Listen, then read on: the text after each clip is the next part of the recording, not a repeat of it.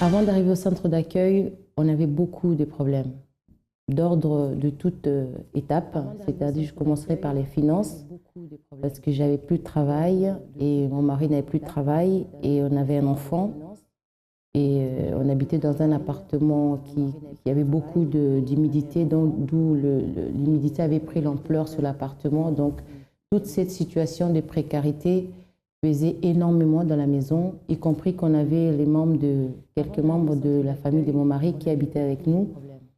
Et le côté financier a commencé vraiment à prendre l'ampleur et ça nous a complètement noyés parce qu'on n'arrivait plus à s'en sortir du tout.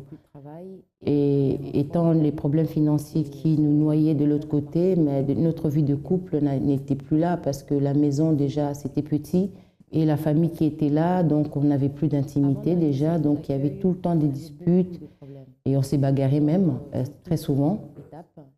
Et c'était vraiment une situation, je dirais même sans le savoir, j'étais en dépression, mais vraiment très. Et mon mari s'est mis à boire, donc ça a encore accentué les choses. Il cachait les bouteilles de whisky que j'ai découvert en dessous du canapé. Il rentrait dans des états pas possibles, donc c'était vraiment chaotique. J'étais très mal, j'étais très triste. Et à chaque fois que je regardais mon fils, souvent je pleurais parce que je me disais, pourquoi j'ai cette vie? Pourquoi je suis devenue pauvre? Parce qu'avant, je travaillais. Mais en perdant tout, et on n'a même plus de voiture, la voiture est tombée en panne, donc on ne pouvait plus rouler avec, on ne pouvait plus payer l'assurance. Donc tout s'est enchaîné. On n'a plus de cartes bleues.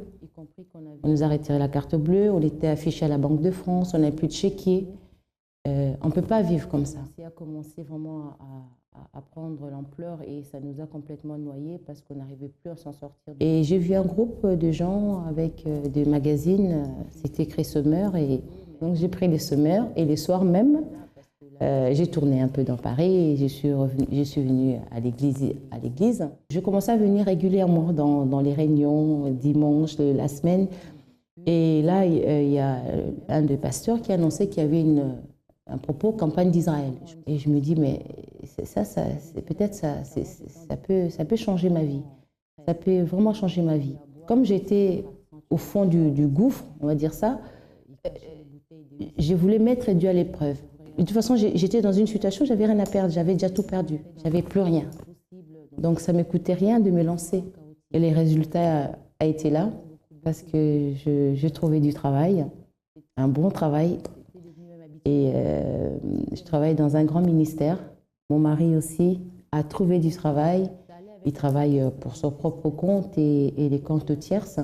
Vraiment, j'ai un bon salaire, mon mari il a un bon salaire. Et pas un carte bancaire, mais j'ai 3 cartes bancaires. Ce n'est pas des cartes de crédit, c'est des cartes Visa, américaines, espèces, tout ça. J'ai des chéquiers, mon mari a son chéquier, ses cartes. Tout ce qui était par terre, je vous dis, ça a été relevé. Et la maison, on a acheté notre maison, on est propriétaire, on n'est plus locataire dans un appartement comme c'était autrefois. À la vie de couple, on a fait des propos là aussi parce que c'était pas facile. C'était pas seulement côté financier. On a lutté ensemble, on s'est demandé pardon sur beaucoup de choses. Donc mon mari vient à l'église aussi, on fait les propos et nos enfants viennent à l'église aussi. Le centre d'accueil représente pour moi la direction des dieux. Dès le premier jour que je suis rentrée, jusqu'à ces jours, c'est toujours la direction des dieux. Bienvenue dans votre émission. Je vous souhaite un excellent début de semaine. Qu'est-il préférable, une vie d'apparence ou une vie réelle, concrète? Vous direz, Christophe, de toute évidence, une vie réelle. Mais de nombreuses personnes, parce qu'elles ne parviennent pas à atteindre leurs rêves, leurs objectifs dans la vie réelle, finissent par opter pour une vie d'apparence. Le témoignage que nous allons accompagner aujourd'hui est un cas comme celui-ci, d'une personne qui a décidé de se créer une nouvelle identité, afin de cacher, afin d'occulter sa réalité, qui n'était pas celle qu'il désirait. Au contraire, était triste, lamentable. Et nous allons voir comment il s'en est sorti. Soyez attentifs à ce témoignage. Avant d'arriver au centre d'accueil, j'étais un jeune timide, réservé, qui vivait d'apparence, qui me cachait derrière une personne que au fond de moi, j'étais pas en fait. Parce que je me rappelle que plusieurs fois à la maison, pourtant on est nombreux, on était tous là, mais il y avait un moment où forcément j'allais me retrouver seul. Et pourquoi je me retrouvais seul, je ne sais pas pourquoi. Je ne saurais pas dire pourquoi je me retrouvais seul, mais j'étais comme ça, c'était ma nature en fait. Ça fait que même en arrivant au collège, ça a commencé comme ça dès la 6e. Le premier trimestre, je me rappelle que je n'avais pas beaucoup d'amis, j'étais vraiment seul. Et c'est au fur et à mesure que ça a commencé, j'ai pu commencer à développer, j'ai eu quelques amis, quelques contacts. Et après, en grandissant, au fur et à mesure des années qui passent, le temps a fait que cette réserve, elle a commencé. À l'extérieur, j'étais moins réservé que chez moi. Ça fait que quand je suis arrivé au lycée, là, ça a été l'apogée, on va dire. C'est-à-dire que cette réserve, c'est la manière dont j'étais réservé quand je suis arrivé en 6e et quand je suis arrivé au lycée, c'était différent. Ça veut dire, dès on va dire, dès la 2e semaine du lycée, j'étais déjà établi. Ça veut dire que je montrais. En fait, c'est comme si je peux dire que je me suis créé un personnage en arrivant au lycée. Parce que j'ai tout fait. Enfin, c'est pas j'ai tout fait, mais tout ce que je faisais, c'était pour attirer les gens et qu'à côté de moi, il y ait un maximum de monde pour montrer que j'étais là. Alors qu'en fait, en rentrant chez moi tous les soirs, je savais que toutes ces personnes qui étaient là à côté de moi, demain, il m'arrive quelque chose, je sais qu'elles ne sont pas là. Mais c'est cette vie que j'ai, c'est ça que j'aimais, parce que généralement, quand tu arrives au lycée à 16, 17 ans, tu es entouré et tout, tu as un peu de popularité, ça fait que c'est ce que je voulais, ouais. Je me rappelle une anecdote il y avait une grève normalement, et il y avait eu une grève au lycée. Et nous, on avait fait un blocus et après, il y avait eu le feu, on avait mis le feu aux poubelles de devant qu'on avait mis. Et de moi-même, c'est quelque chose que j'aurais jamais fait, mais parce qu'on était beaucoup, parce qu'on était dans la masse, et parce que forcément, j'avais un rôle de leader, j'ai été mêlé à cette histoire-là. Et en vrai, en rentrant chez moi le jour même, moi-même, je me suis posé la question de pourquoi j'avais fait ça. Pourquoi? Mais ce pourquoi, je l'ai fait parce que j'étais un peu la tête de ça. Et parce que j'aimais bien être entouré, parce que si forcément tu aimes être entouré, tu dois montrer l'exemple à un certain moment. Et bon, c'était pas un exemple, mais fallait faire. Et donc voilà. Et j'ai grandi comme ça. Je mentais beaucoup. Je mentais beaucoup dans certaines. C'était surtout en fait, les mensonges, c'était surtout pour me valoriser d'une manière. C'est-à-dire que il y a quelque chose que j'ai pas, je vais dire que j'ai. Il y a quelque chose que j'ai pas fait, je vais dire que j'ai fait. Et tout ça, c'était pour monter un peu en popularité et tout, pour affirmer un peu le personnage que j'avais créé, en fait. Le moment le plus difficile, c'est quand je suis arrivé en première. À la fin, on passe un petit diplôme pour les points de l'année prochaine pour le bac. Et il m'était arrivé une situation que les gens commençaient un peu à se retourner contre moi, les gens commençaient un peu à voir les choses différemment. Et ça m'avait fait plus. Ça me dérangeait, ça me dérangeait en fait. Que je me suis dit, si ceux qui sont à côté de moi, ils pensent comme ça, ils font ceci, cela, comment ça va se passer après? Comment je vais finir après? Parce qu'en fait, mes 3 années de lycée, je vivais de ça. Je vivais de l'entourage, des amis, de tout le monde que j'avais créé en fait. Voyez ce que tant de personnes font. Plutôt que d'employer leur force pour vivre une vraie vie, elles déploient leur force pour jouer un rôle. Ce sont des acteurs de la vie réelle, mais leur vie n'est pas réelle. Or, le plan de Dieu dans notre vie est que nous puissions jouir du bon et du meilleur dans toutes les sphères de notre vie. Lorsque nous parlons du bon et du meilleur, nous ne parlons pas seulement de ce qui est sur notre table, mais nous parlons de la famille, de la vie conjugale, de la santé, de notre vie spirituelle, de notre équilibre intérieur. Mais pour cela, nous devons faire face aux problèmes et non pas essayer de les contourner ou de les camoufler, mais de les vaincre à travers une attitude pratique, efficace. C'est ce que nous devons apprendre. Et chaque lundi, nous apprenons cela, non pas à vivre d'apparence, mais à combattre les problèmes, à combattre les apparences pour jouir d'une vie pleine. Nous allons, dans la suite de ce témoignage, voir ce qui est arrivé dans la vie de ce jeune homme. En fait, j'ai connu le centre d'accueil à travers ma sœur qui venait déjà depuis un moment et qui a ramené ma mère et qui, ma mère, m'a incité à venir. Quand je suis venu, la première fois, c'était un dimanche et j'avais trouvé ça bien parce qu'il y avait une bonne ambiance, c'était cool, il y avait des jeunes et tout. Mais au fur et à mesure, mais après, je suis pas revenu directement. J'ai mis du temps à venir. Après, je suis revenu à la FJF, au groupe jeune, le jeudi. C'est difficile parce que je me reconnaissais pas dans les jeunes qui étaient déjà là, en fait. Ça veut dire que j'ai mis du temps à m'adapter, j'ai mis du temps à rentrer dedans réellement. Et dès que j'ai pris une décision, là, maintenant, je suis là. En fait, c'est les messages, parce qu'au fur et à mesure de venir, j'ai commencé à venir jeudi, samedi, dimanche. Après, j'ai fait les vendredis. Et en entendant tous les messages, je comprenais qu'il y avait un problème, en fait. Si je suis là et c'est pour continuer ce que je fais, ça sert à rien. Autant tu fais les choses dehors à fond et tu es là-bas, toi tu es ici et tu fais les choses à fond ici. J'ai participé à la campagne d'Israël au Mont Carmel, le feu d'Élie est descendu. Pour moi, en fait, c'était le moyen d'atteindre mes objectifs, parce que depuis le temps que ça faisait un petit moment que j'étais là, et je savais plus trop, j'avais des objectifs, mais je savais plus trop comment les atteindre, en fait. Je savais plus trop par où passer pour arriver à ce que je voulais faire. Et donc ça fait que cette campagne est arrivée au moment où il fallait. Mais quand la campagne est arrivée, là je me suis dit c'est le moment, c'est mon témoignage, en fait, parce que tout le temps on voit les témoignages des gens du Brésil, on voit dans tous les pays, et je me disais mais le mien c'est quand? Et c'est ça que j'ai dit si je fais cette campagne c'est pour avoir un témoignage, sinon je la fais pas. Et j'ai participé au jeûne de Daniel, oui.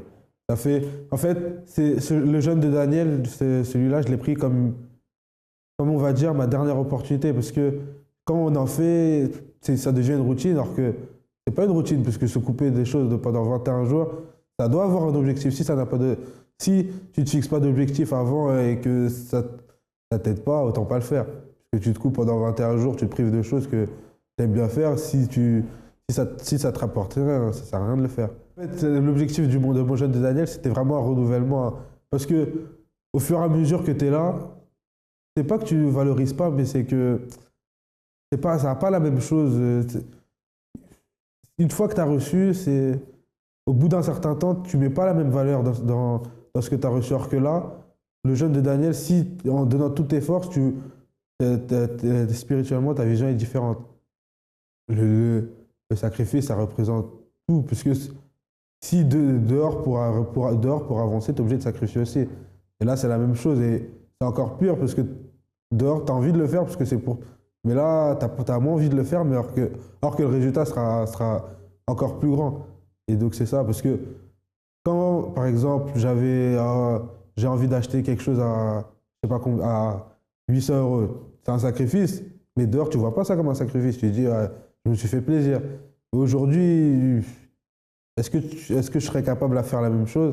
Non, parce que je sais que ça ne m'apporte plus rien. Voyez que la solution ne vient jamais servie sur un plateau d'argent. La solution vient toujours par le biais d'opportunités que nous devons apprendre à saisir.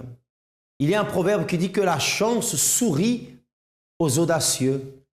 Avez-vous déjà entendu ce proverbe? La chance sourit aux audacieux. Mais plus que la chance, une vie pleine, une vie transformée est la conséquence d'une attitude audacieuse, courageuse, téméraire et différente que nous prenons à cause d'une foi, à cause d'une révolte qui existe en nous contre une situation d'humiliation, de misère, de souffrance ou de malheur. Voyez que face à l'adversité, certains perdent leurs moyens et d'autres ont leurs forces multipliées, décuplées. Et nous voulons que vous appreniez à décupler vos forces et votre potentiel. C'est la raison pour laquelle chaque lundi se déroule au centre d'accueil le congrès financier. Vous allez pouvoir apprendre à travers des conseils simples et pratiques que vous pourrez mettre en action immédiatement dans votre vie. Vous pourrez atteindre une nouvelle manière de penser, une nouvelle vision qui vous mènera au résultat qu'a acquis Randy. Accompagnons la fin de son témoignage. Aujourd'hui, je suis le vrai Randy. J'ai plus besoin de me cacher derrière un personnage, derrière... je suis seul ou je suis entouré, je suis la même personne en fait.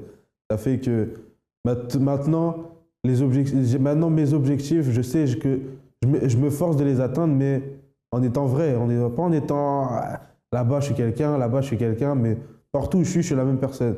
Et ça fait qu'aujourd'hui, je suis un jeune épanoui, je suis un jeune heureux, je suis content, je suis souriant. Avant, je souriais un petit peu, mais là, je souris beaucoup plus. Et c'est ça. Là, pour moi, je suis en train de vivre la vraie vie d'un jeune, puisque quand on est dehors, on vit, mais c'est éphémère. Alors que là, tu dors le soir, tu es content, tu te lèves le matin, tu es content. Et donc, c'est cette joie-là qui fait que je suis là aujourd'hui. Et dans ma vie professionnelle, je suis épanoui parce que j'avais plusieurs objectifs et plus en avançant petit à petit, je vois les résultats tous les jours. Parce que là, même là, je vais signer un contrat dans un grand club de Ligue 1 de France. Et à l'âge que j'ai, avec le peu d'expérience que j'ai, c'est quelque chose de très fort. Ça a été possible à travers le sacrifice et à travers le renoncement. Parce que forcément, que ça soit dans les propos qu'on a fait ou que ça soit seul, parce que pour atteindre ça, j'étais face à moi-même en fait.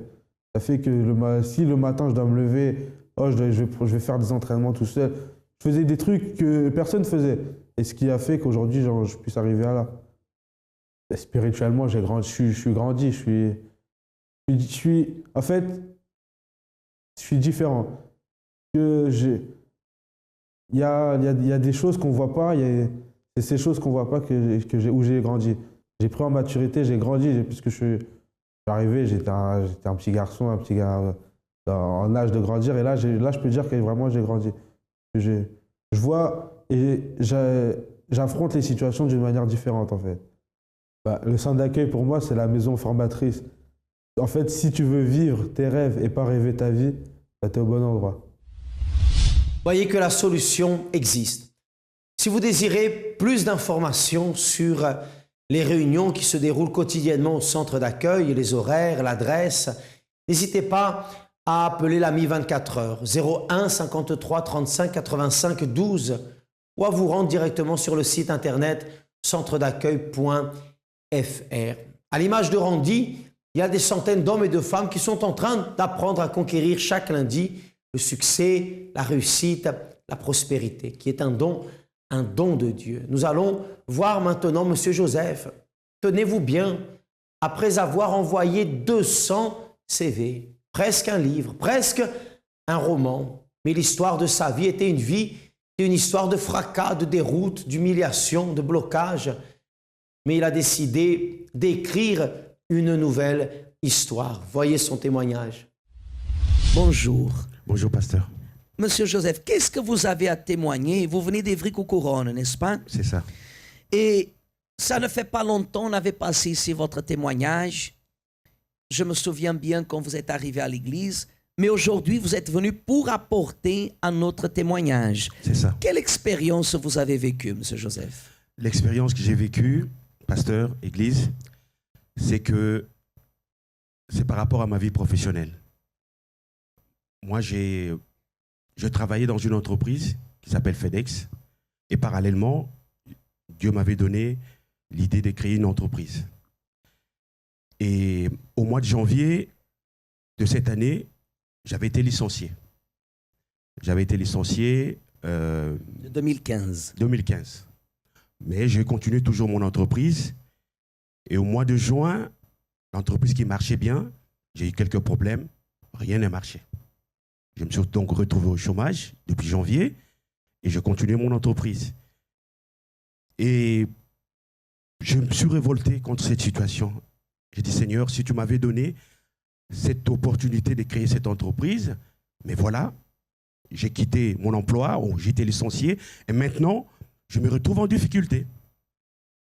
Je faisais des contrats, mais je n'étais pas payé. Donc je me suis révolté contre cette situation. J'ai dit, Seigneur, il faut que tu m'ouvres une porte. Et Dieu a mis dans mon cœur, m'a dit, mais tu travaillais et tu avais ton entreprise. Tu peux reprendre un autre travail.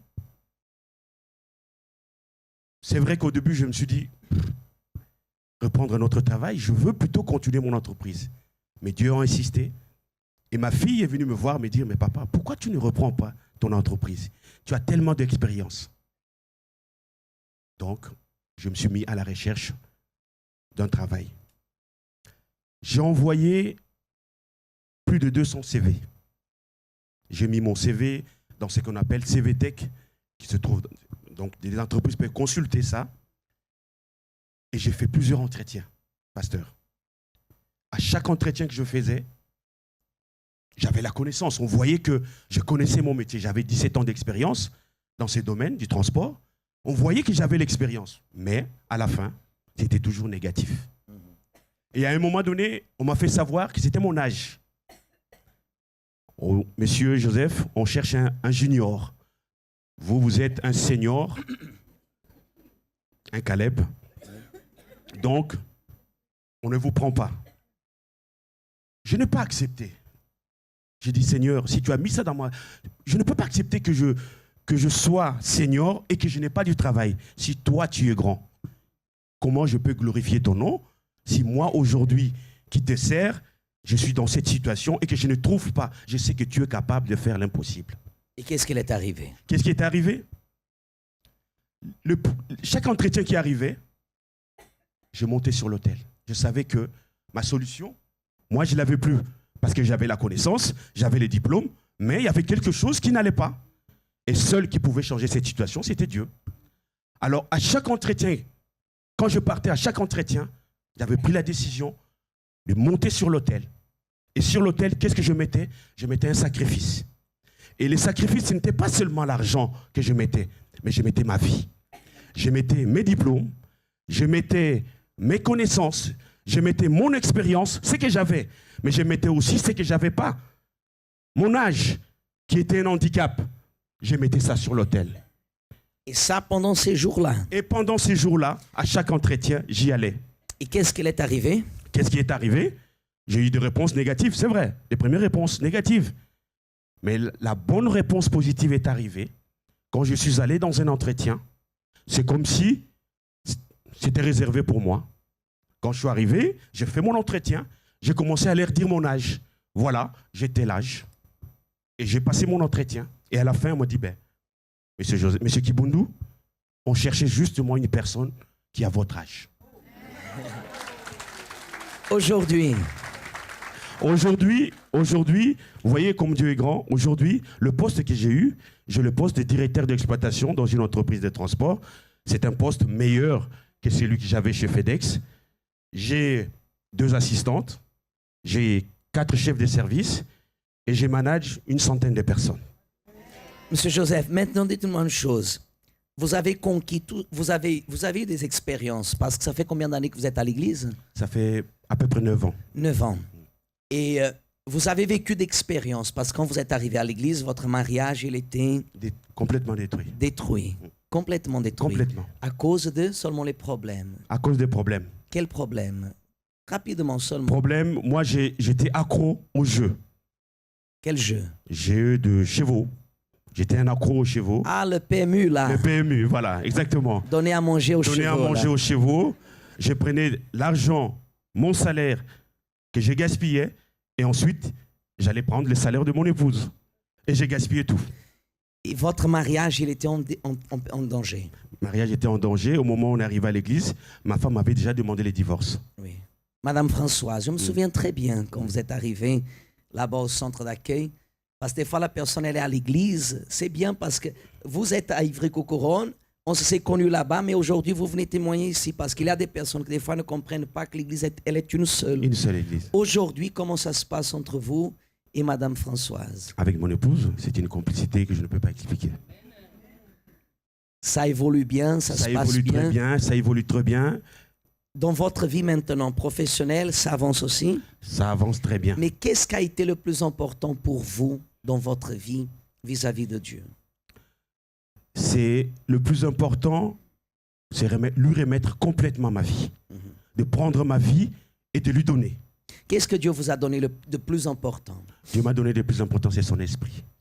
Son esprit qui me permet aujourd'hui, sa présence en moi. C'est pas votre travail? Non. C'est pas votre bien-être avec votre épouse? Non, c'est son esprit. Parce qu'avec son esprit, il y a des luttes, il y a des combats, mais quand j'ai son esprit, je suis sûr que j'ai la victoire. Parce qu'il est en moi. Félicitations, M. Joseph. Dieu vous bénisse. Saluez la famille. Au nom de Jésus. Amen. Bien, nous arrivons au terme de notre émission. Maintenant, c'est à vous de faire votre part. N'hésitez pas. Ne pensez pas que cela n'arrive qu'aux autres. D'ailleurs, cela n'arrive pas. Ces personnes, rien ne leur est arrivé par magie, par enchantement, par chance ou par œuvre du destin. Rien ne leur est arrivé. Elles ont fait arriver le changement, la transformation. Et cela est à portée de vos mains. À bientôt.